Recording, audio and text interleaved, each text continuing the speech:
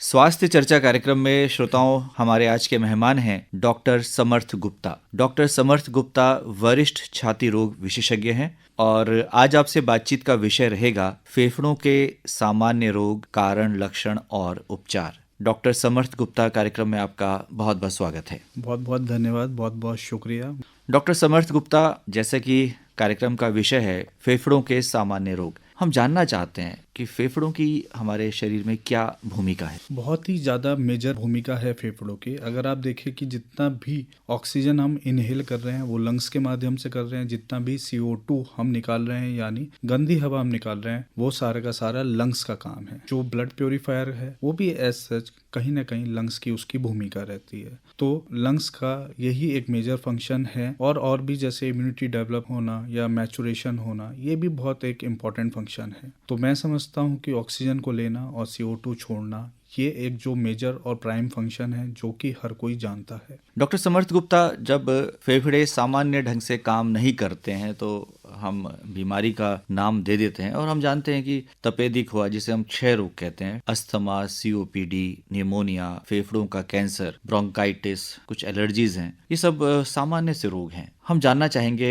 बारी बारी से इनके लक्षणों के बारे में, कारण के बारे में और फिर उपचार के विषय में। तो सबसे पहले हम तपेदिक की बात करते हैं। तपेदिक, जिसका नाम सुनकर हम सब घबरा जाते हैं और वर्षों पहले ये एक खतरनाक रोग की श्रेणी में था। अब देश ने इससे मुक्ति पाने के लिए एक तिथि निश्चित की है और 2025 तक इसके निवारण की बात भी की जा रही है, लेकिन इसके जो केसेस हैं लगातार सुनने में आते हैं। तपेदिक रोग क्या है, इसके पीछे क्या कारण है? टीबी, ट्यूबरकुलोसिस, सबसे पहला तो है एक बैक्टीरिया होता है माइकोबैक्टीरियम ट्यूबरकुलोसिस, जिसके वजह से ये होता है। इसके लक्षण में कफ सबसे पहले है कि बलगम आना, खांसी आना, खास करके इसका जो टाइम फ्रेम है या टाइम पीरियड में कहूँ तो वो 2 हफ्ते है। 2 हफ्ते से किसी को भी लंबी खांसी होना बलगम के साथ, और साथ में बुखार होना। बुखार ज्यादातर शाम को आता है और ठंड लग के आ सकता है या ठंड के बिना भी आ सकता है। भूख ना लगना, वेट का 6 महीने में उसका 10% से नीचे गिरावट होना, ये सब इसके मुख्य रूप से लक्षण हैं। और साथ में कभी कभी किसी मरीजों में टीबी के अंदर ब्लड भी आ जाता है, यानी जब भी हम खांसते हैं या कुछ करते हैं उस टाइम पे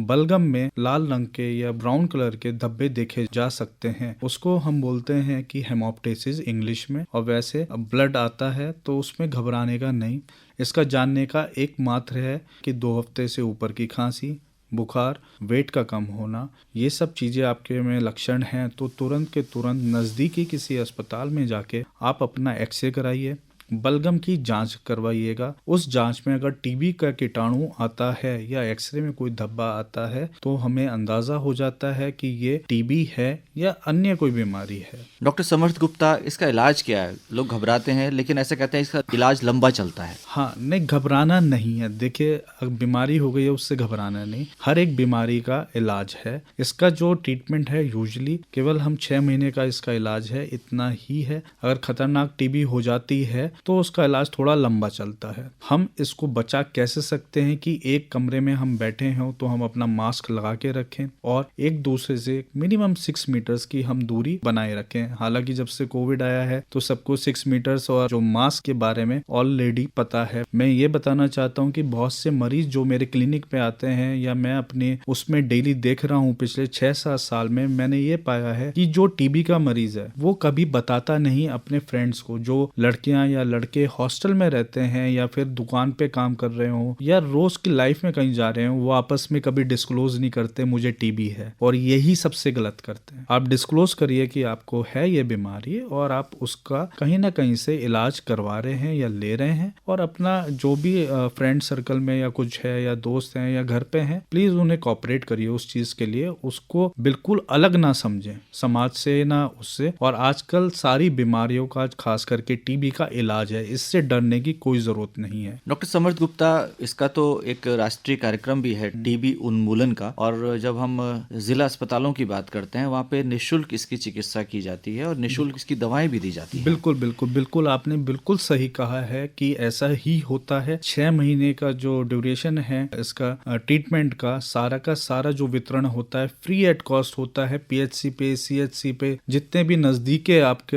हेल्थ फैसिलिटीज हैं वहाँ पे फ्री एट कॉस्ट कॉस्ट है, और बल्कि जितनी भी टीबी से संबंधित जांचें हैं वहाँ पे वो भी फ्री एट कॉस्ट होती हैं जी। तो इसमें बिल्कुल भी परहेजी ना करिएगा, तुरंत के तुरंत आप जाइए अगर जितने भी लक्षण मैंने बोले हैं ये मिलते हैं तो। डॉक्टर साहब, इसके लिए लगातार सरकारी प्रयास किए जा रहे हैं, और यदि कुछ खास बातें आप बताना चाहें कि टीबी के जो पेशेंट्स को वो ध्यान में रखने की होती हैं वो बताएं। सबसे पहले ये, हम टीबी को एक ऐसी बीमारी ना समझें कि इसका कोई इलाज नहीं है, अब ये टीबी हो गई तो इससे बात नहीं करनी। सबसे पहला रीएश्योरेंस, क्या हम टीबी के जो मरीज हैं उसको एक तो सबसे पहले हम हाई प्रोटीन डाइट, यानी अंडा भी हो सकता है, वो पनीर भी हो सकता है, सोयाबीन भी हो सकता है, राजमा भी हो सकता है, इन सब में जिसमें भी डाइट के अंदर हाई प्रोटीन रहता है प्लीज वो जरूर दीजिएगा। तो एक तो पहला ये। दूसरा, कभी भी वो व्यक्ति जिनको टीबी है ओपनली ना मिले, हमेशा मास्क लगा के रहें और दूर रहें, 6 मीटर की डिस्टेंस एक बार मेंटेन करें, और नियमित रूप से दवा खाएं। दवा खाना बहुत इंपॉर्टेंट है। इस दवाई के कई बार साइड इफेक्ट्स भी होते हैं, लेकिन क्या करता है कि लंबे समय तक, 6 महीने तक का कोर्स होने के कारण लोग बाग इसको बीच में ही छोड़ देते हैं। लोग बाग इसके साइड इफेक्ट से डरते हैं, लोग बाग ये सोचते हैं कि ये दवाई मुझे नुकसान देगी। ये बहुत ही गलत धारणा है, ये धारणा प्लीज आप लोग ना अपनाएं। कई बार देखने में आता है कि जो ट्यूबरकुलोसिस के जो पेशेंट है, क्षय रोग तपेदिक के जो पेशेंट्स हैं, वो धूम्रपान भी करते हैं, अल्कोहल का भी सेवन करते हैं, तो ये और भी खतरनाक हो सकता है। और भी खतरनाक होता है। स्मोकिंग हो गया, अल्कोहल हो गया, दोनों के दोनों हमारी इम्यूनिटी को या बॉडी मेटाबॉलिज्म को कम करते हैं। तो इसके कारण क्या होता है कि यूजुअली जैसे विटामिन सी हो गया, विटामिन डी हो गया, और हमारे जो लंग फंक्शंस हो गए, इनकी सबकी कैपेसिटी को कम कर देता है हमारा धूम्रपान करना, हमारा अल्कोहल करना। मैं बोलना चाहता हूँ लोगों को कि प्लीज जब भी टीबी की दवाई चल रहे हो तो ये सब चीजें ना करें। डॉक्टर साहब, अब बात करते हैं अस्थमा की, और ये जो सर्दियों का जो मौसम है इस दौरान इसके केसेस ज्यादा देखने में आते हैं, तो अस्थमा क्या है और इसके क्या लक्षण हैं? अस्थमा बेसिकली सांस की बीमारी है। इसमें क्या होता है कि सीने में जकड़न हो जाती है, सांस फूलती है, खांसी आती है। हमारे जो लंग्स, अगर मैं कहूँ तो लंग्स के जो विंड पाइप होता है उसे ट्रैकिया बोलते हैं, ट्रैकिया के आगे छोटे छोटे ब्रोंक्यूल्स होते हैं या ब्रोंकस होते हैं। तो उसमें क्या है, उसका कॉन्स्ट्रिक्शन हो जाता है, यानी सिकुड़ जाते हैं, यानी पतले हो जाते हैं। उसके कारण जो रास्ता रहता है वो वहां तक नहीं पहुंच पाता, यानी एयर जिस फ्रीक्वेंसी से जा रही थी, जिस उससे जा रही थी, वो उतने ही समान चीज से नहीं जा पाती, जिसके कारण आपने देखा भी होगा। अब इसके लक्षण पे आता हूँ। सीटियां बजती हैं डॉक्टर साहब हमारी छाती में, सबसे पहला लक्षण। सांस फूलती है जब भी हम कुछ काम करते हैं।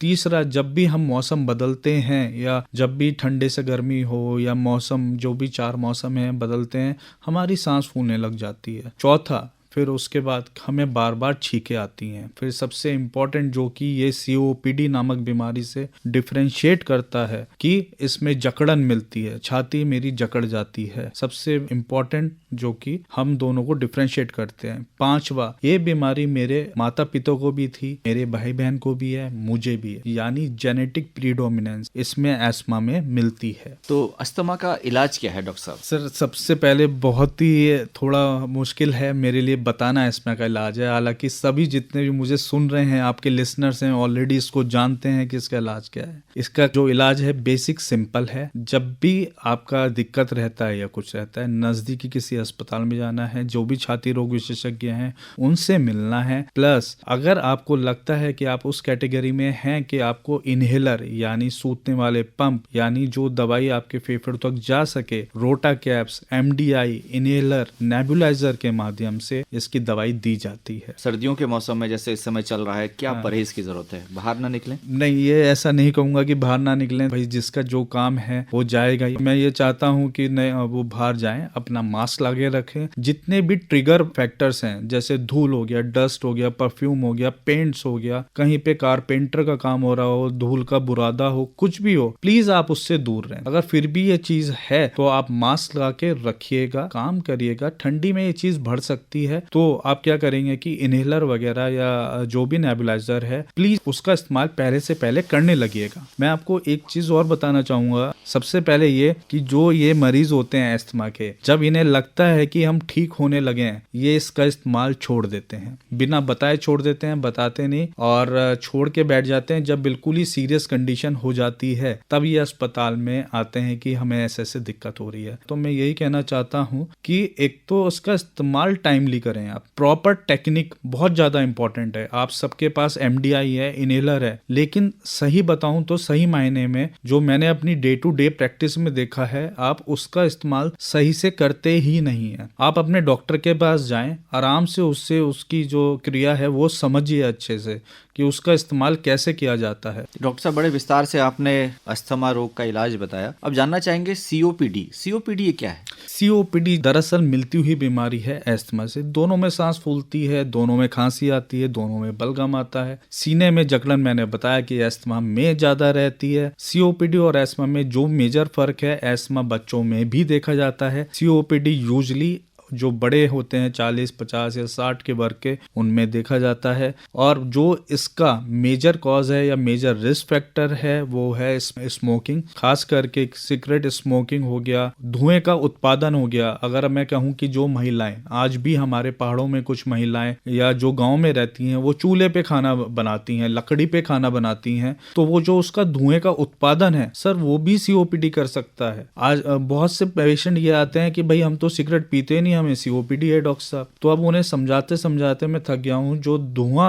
आप उत्पादन कर रहे हैं वो भी एक मुख्य रूप से कारण है। केमिकल इंडस्ट्रीज हो गई वो भी मुख्य रूप से कारण है। जो भी इंडस्ट्रियल वेस्ट हो गया ये भी मुख्य रूप से कारण है। आजकल सर हीटर का प्रयोग हम लोग कर रहे हैं सर्दी में, एक अलग से टॉपिक है पर मैं इसी में इंक्लूड करना चाहता हूँ। बहुत से लोग हीटर का प्रयोग करते हैं 1 से 2 घंटे से ऊपर। कहीं बार जो ये ऑयल हीटर्स होते हैं या लकड़ी वाले हीटर्स रहते हैं या कॉयल वाले हीटर्स रहते हैं, ये क्या करते हैं, कार्बन मोनोऑक्साइड को लिबरेट करते हैं। यानी जितने भी सांस के मरीज होते हैं या कुछ होते हैं उनके लिए ये हीटर बहुत ज्यादा नुकसानदायक है। जी, ये COPD के बारे में आपने बताया, लेकिन आमतौर पर हम देखते हैं कि लोग सिगरेट पीते हैं और सार्वजनिक स्थलों पर पीते हैं, बंद कमरे में उनके साथी भी साथ में है। तो क्या ये जो पैसिव स्मोकिंग भी इसमें खतरनाक है? बिल्कुल सही प्रश्न पूछा आपने और सही टाइम पे पूछा। बहुत से लोग शायद पैसिव स्मोकिंग का मतलब ही नहीं जानते। मैं अब ये बताना चाहता हूं कि जो हम एक्टिव स्मोकर्स जो वो होते हैं जो डायरेक्ट खुद से सिगरेट पीते हैं। पैसिव स्मोकर्स क्या होते हैं, जो गंदी हवा जो आपके साथ वाले जो एक्टिव स्मोकर्स होते हैं वो धुआं छोड़ते हैं, यानी उसका धुआं तो हुआ सिगरेट का, साथ में अपना जो कार्बन डाइऑक्साइड को लिबरेट करते हैं, जो साथ वाले उनके खड़े रहते हैं वो उसको इनहेल करते हैं। ये चीज काफी ज्यादा गलत हो जाती है। जो साथ वाले लोग हैं उनके लिए काफी ज्यादा हानिकारक है। तो जितना लंग्स जो एक्टिव स्मोकर्स हैं उनके डैमेज होते हैं, उससे कहीं ज्यादा जो पैसिव स्मोकर्स होते हैं उनके डैमेज होते हैं। अब बात करते हैं निमोनिया की, जो बहुत सामान्य तौर पर सुनने में आता है। निमोनिया क्या है, क्योंकि ये हर आयु वर्ग के व्यक्तियों को प्रभावित कर रहा है। निमोनिया किसी भी लंग्स का इन्फेक्शन, यानी इन्फेक्शन ऑफ लंग्स या फिर वहां पे इन्फ्लामेशन हो जाए तो उसको हम निमोनिया बोलते हैं। निमोनिया फ्लू भी हो सकता है, इन्फ्लुएंजा भी हो सकता है, निमोनिया बैक्टीरिया भी हो सकता है, वायरस भी हो सकता है, फंगस भी हो सकता है। तो कोई भी इन्फ्लामेशन, कोई भी इन्फेक्शन जो कि लंग्स में हो रहा है उसको हम निमोनिया बोल रहे हैं। एक तो ठंडी चीजें ज्यादा सेवन ना करिए, ज्यादा से ज्यादा कम बाहर निकलिएगा। जो जिनकी इम्यूनिटी थोड़ी कम है उनके लिए ये चीज काफी ज्यादा हार्मफुल है। तो इस टाइम पे आप पौष्टिक आहार ज्यादा खाइएगा, साथ में अगर विटामिन C या फिर विटामिन D या B कॉम्प्लेक्स जैसी चीजों का सेवन करिएगा। अब बात करते हैं अंत में फेफड़ों का कैंसर। इसकी घटनाएं भी बहुत सुनने में आ रही हैं। डॉक्टर साहब, ये क्या है, क्यों हो जाता है? ये एक वर्ग के बाद ज्यादातर होता है, जैसे कि 50 साल के हैं या 60 हैं। यूजली मेल में ज्यादा होता है अगर जो पूरा डाटा देखा जाए ऑल ओवर द वर्ल्ड का, ऑल ओवर द इंडिया का। और इसके जो मुख्य रूप से जो कारण हैं, जैसे रेडॉन हो गया, यूरेनियम हो गया या फिर स्मोकर्स हो गया, कई बार जो फिश ईटर्स में भी ये देखा गया है। इसके जो लक्षण अगर मैं बात करूं तो सबसे पहला और मुख्य लक्षण है आपका सांस फूलना, खांसी आना। खांसी में जो मुख्य है बलगम आना, बलगम का भी पीला होना या फिर लाल रंग का बलगम आना, यानी ब्लड आ जाना। ये एक मुख्य रूप से इन सब के कारण है। ये कई तरह का होता है, कई बार हम इसे स्क्वैमस सेल, वो उसके टाइप्स हैं, मैं उसकी डिटेल में नहीं जा रहा। इसके कुछ टाइप्स हैं, फिर आगे चल के हम इसके ट्रीटमेंट को डिसाइड करते हैं कि कहीं जगह ये स्टेज 1, 2, 3, 4 तक हम इसकी स्टेजेस लेते हैं। फर्स्ट और सेकंड का स्टेज का तो ट्रीटमेंट हम हो जाता है, लेकिन थर्ड फोर्थ में इसमें दिक्कत आती है। अच्छा, इसे समझें कैसे कि हमको कैंसर है या नहीं। जिसको भी खांसी है, बलगम है लंबे समय तक, यानी 6 महीने से ज्यादा, उसकी सांस भी फूल रही है, साथ में जो उनकी एज है वो 50 या 60 के ऊपर है, तो अगर इस तरह का कोई लक्षण मिल रहा है या इस तरह की आपकी आयु है, तो उस टाइम पे आप अपना एक्सरे जरूर कराइएगा। एक्सरे में अगर कोई भी सफेद धब्बा या फिर डॉक्टर को लगता है कि ये कैंसर हो सकता है, वो आगे आपकी जांच करेंगे। प्रिवेंशन के रूम में कैसे इसको रोका जाए, सबसे पहले तो जो कि सबसे मुश्किल काम है, लेकिन हाँ मेरे लिए आसान है, मैंने बहुतों की छुड़वाई है, स्मोकिंग छोड़ना बहुत ज्यादा इंपॉर्टेंट है, बहुत ज्यादा जरूरी है। दूसरा, आप किसी भी अगर इंडस्ट्री में काम कर रहे हैं जहाँ पे एक्सपोजर रेट बहुत ज्यादा है, यानी आप बहुत ज्यादा एक्सपोज्ड हैं, आप प्लीज उससे कुछ टाइम तक के लिए वहां से हट सकते हैं या दूर रह सकते हैं। तीसरा, कुछ भी ऐसी चीजें जो कि इम्यूनिटी बूस्टर हैं, यानी जैसे मैंने अभी 2-3 बार जिक्र कर चुका हूँ, विटामिन सी हो गया, विटामिन डी हो गया, बी कॉम्प्लेक्स हो गया, इस तरह के पौष्टिक आहार हो गया। हालांकि अगर एक बार चीज हो गई, इन चीजों का कोई बेनिफिट नहीं है, लेकिन ये हमारी इम्यूनिटी को इतना मजबूत कर देते हैं कि हमारे जो अंदर की इम्यूनिटी है वो उससे फाइट अप कर सकती है। तो डॉक्टर समर्थ गुप्ता, आज बहुत ही विस्तार से आपने फेफड़ों के जो सामान्य रोग हैं, उनके लक्षण, उनके कारण और उपचार के विषय में हमारे श्रोताओं को बताया। आप हमारे स्टूडियोज में आए, आपका बहुत बहुत आभार, धन्यवाद।